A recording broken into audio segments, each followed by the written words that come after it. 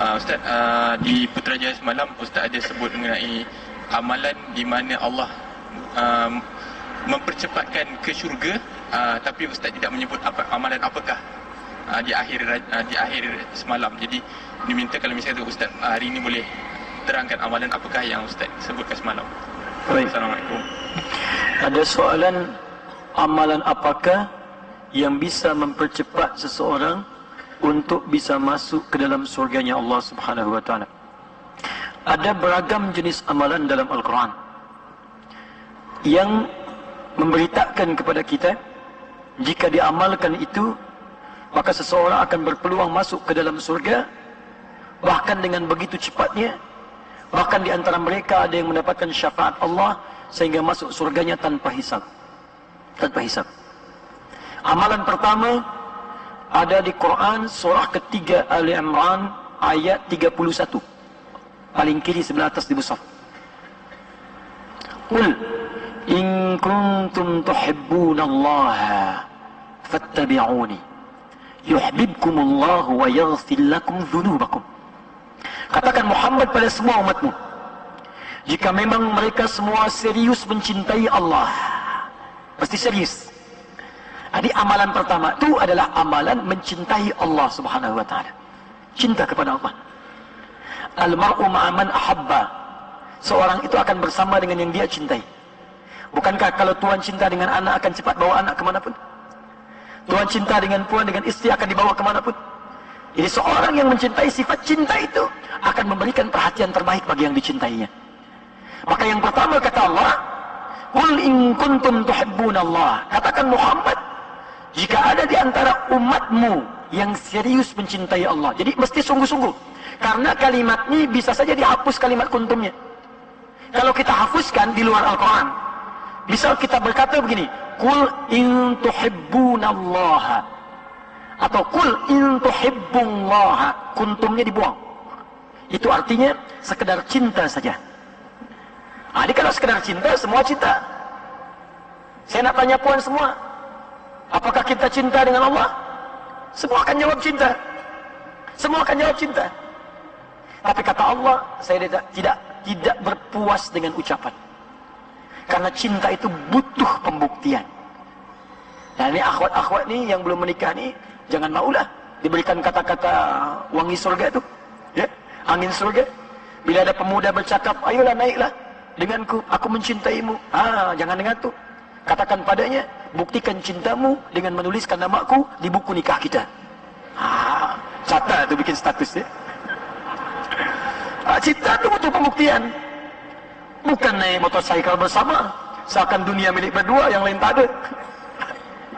Mesti ada pembuktian. Maka Allah hadirkan dengan kalimat tegas menggunakan taukid.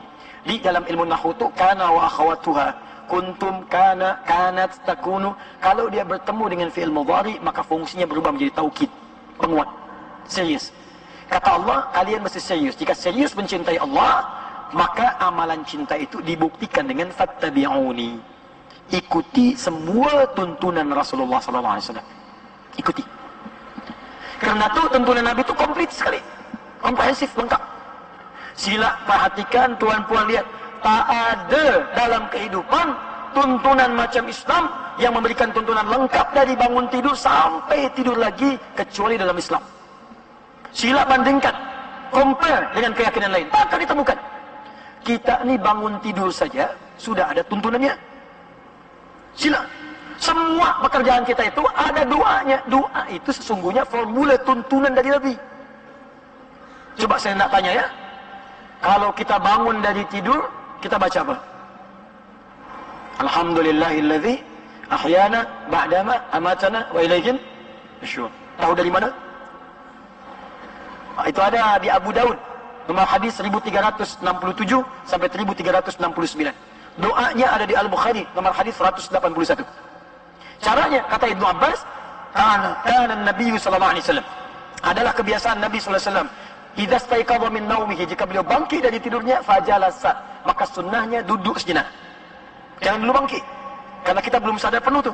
Duduk sejenak, famasaha biyadihi min athari naumi, maka hapuskan dahulu bekas ngantuknya dengan tangan yang bagian bersihnya. Hapus dulu. Jadi bukan baru duduk langsung baca doa. Boleh jadi masih ngantuk membaca doa. Bagaimana bisa paham dengan doanya? Alhamdulillahilladzi ahyana. Bangun-bangun jam 8 dah dia. Sadar dulu. Setelah sadar itu baru baca doa. Doanya tuh diriwayatkan oleh sahabat tadi, Jundub bin Junadah, mantan perampok tadi, yang masuk Islam, meriwayatkan hadis Nabi bersama dengan sahabat Muaz bin Jabal. Ditemukan juga itu dituliskan oleh Al-Imam An-Nawawi. Ya, Jundub bin Junadah diriwayatkan hadisnya oleh Imam An-Nawawi dalam kitab Al-Arba'in, nomor hadis ke-18, paling kiri sebelah atas di kitab ini. An Muaz bin Jabal wa Jundub bin Junadah radhiyallahu taala anhuma. Ya qala Rasulullah sallallahu alaihi wasallam, ittaqillaha haitsu ma kunta wa atbi'is sayyi'atal hasanatan tamhuha. Itu riwayatnya Jundub bin Junadah. Beliau pun meriwayatkan hadis tentang doa bangun tidur. Tapi apa yang mau saya sampaikan? Yang mau saya sampaikan, bangun tidur saja sudah ada tuntunan. Makan ada doanya, minum ada doa, berpakaian ada doa, Allahu Akbar, masuk masjid ada doa. Antara masuk dengan keluar berbeza. Masuk tandas ada doa. Cuma di Islam. Dan kakinya pun tak sama. Doanya tak serupa. Coba saya nak tanya, masuk masjid kaki apa yang masuk? Kanan. Keluar toilet, keluar tandas kanan, bukan kiri. Masuk masjid kanan, keluar masjid kiri. Masuk tandas kiri, keluar tandas kanan. Semua ada. Mau tidur pun ada doa. Itu bimbingan hidup. Nanti kalau ada kuliah dengan masa yang lebih panjang, kita terangkan ternyata itu bukan sekedar doa, tapi itu pedoman di hari itu yang harus kita kerjakan. Saya nak beri contoh satu saja. Kenapa kita mengucapkan Alhamdulillahilladzi ahyana ba'da ma amatana wa ilaihi nusyur? Itu ada kaitan dengan doa sebelum kita tidur. Di sebelum kita tidur ini, Nabi terbiasa istighfar 70 kali sampai 100 kali. Lalu mengevaluasi dirinya. Apa yang telah dikerjakan di hari itu. Terkadang beliau tak malu meminta maaf kepada istrinya. Istighfar, istighfar, istighfar. Lalu merencanakan besok yang akan dikerjakan. Bangun tu kita ucapkan Alhamdulillahilladzi ahyana ba'da ma amatana. Terima kasih ya Allah, syukur Engkau hidupkan kembali hamba setelah Engkau tahan selama tidur. Ba'da ma amatana itu maksudnya wafat sementara. Kalau ba'da amatana itu artinya wafatnya bangkit dari kubur. Kalau dalam bahasa kita, ya Allah, sesungguhnya Engkau bisa wafatkan hamba dari tidur tadi, tapi Engkau berikan kesempatan lagi hidup di hari ini, ya Allah. Wa ilaihin nusyur, maka hamba berjanji di hari ini akan menyebar beraktivitas untuk mencari bekal kebaik sebelum kembali kepadamu. Nusyur itu menyebar untuk cari bekal, untuk pulang, untuk mudik, untuk pulang. Maka Anda berjanji, saya akan menyebar mencari bekal lebih baik daripada kemarin. Kenapa sebelum tidur coba dilihat dulu. Kita ini pengen masuk surga, surganya Firdaus. Apa bekalnya? Tak malu pulang tak bawa bekal. Salatnya bukan cuma yang fardu 5 waktu. Anak kecil pun, budak kecil 5 tahun 5 waktu pula. Tuhan dikasih 50 tahun masih 5 waktu. Masuk surga cita-cita Firdaus lagi. Ingin dengan Nabi, salat hanya 5 waktu. Terlambat pula. Apa rawatibnya? Kemarin saya tak salat qabliyah subuh, besok saya mesti salat. Rawatib saya mesti kumpulkan 12 rakaat. Kemarin saya tak baca Al-Quran, malu saya pulang menghadap Allah. Saya ingin baca Al-Quran, besok saya akan baca 10 ayat. Kemarin saya tak sedekah, rizki Allah kasih tapi saya sia-siakan, besok saya akan sedekah. Punya rencana dia untuk esok. Fa idza faraghta fansab wa ila rabbika farghab. Ya siapa tu? Itu yang dia praktikkan dalam hidup. Nah, kalau Anda bisa kerjakan tu, maka bonus pertama Allah akan turunkan saat di dunia. Apa bonus tu? Sebelum di akhirat. Bonus tu adalah wa yaghfir lakum dzunubakum. Ada dzambun, ada dzunub, itu berbeza. Dzambun satu dosa saja. Saking sayangnya Allah kepada hamba, dia punya sifat ghafir yang mengampuni satu dosa. Jangan sampai ada hamba datang kepadaku walaupun cuma satu dosa, aku akan ampuni. Itu ada di surah ke-40 ayat yang ketiga. Ghafiriz dzambi wa qabilit taubi. Ghafir dipasangkan dengan dzambun. Tapi kalau dzambun banyak lagi, maka dia akan berubah dari dzambun menjadi dzunubun. Perhatikan. Ada orang mencintai Allah, mengikuti tuntunan Nabi. Dia mau tidur, lihat Nabi bagaimana membimbing. Dia ingin berjalan, lihat Nabi bagaimana membimbing. Dia ingin makan, lihat Nabi bagaimana membimbing. Dia berumah tangga, dia lihat Nabi bagaimana membimbing.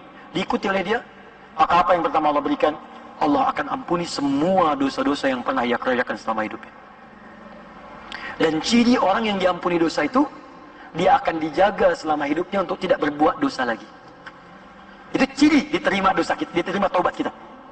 Jadi kalau Tuhan pernah misalnya maaf berdosa dengan mata ni, semua yang jelek-jelek tak seronok dilihat tu, tiba-tiba Tuhan taubat, misalnya, ya Allah ampuni saya, ya Allah ampuni, jangan sampai matanya disiksa di hari kiamat. Diampuni dosa tu, maka pandangannya akan dijaga supaya tidak nampak maksiat lagi.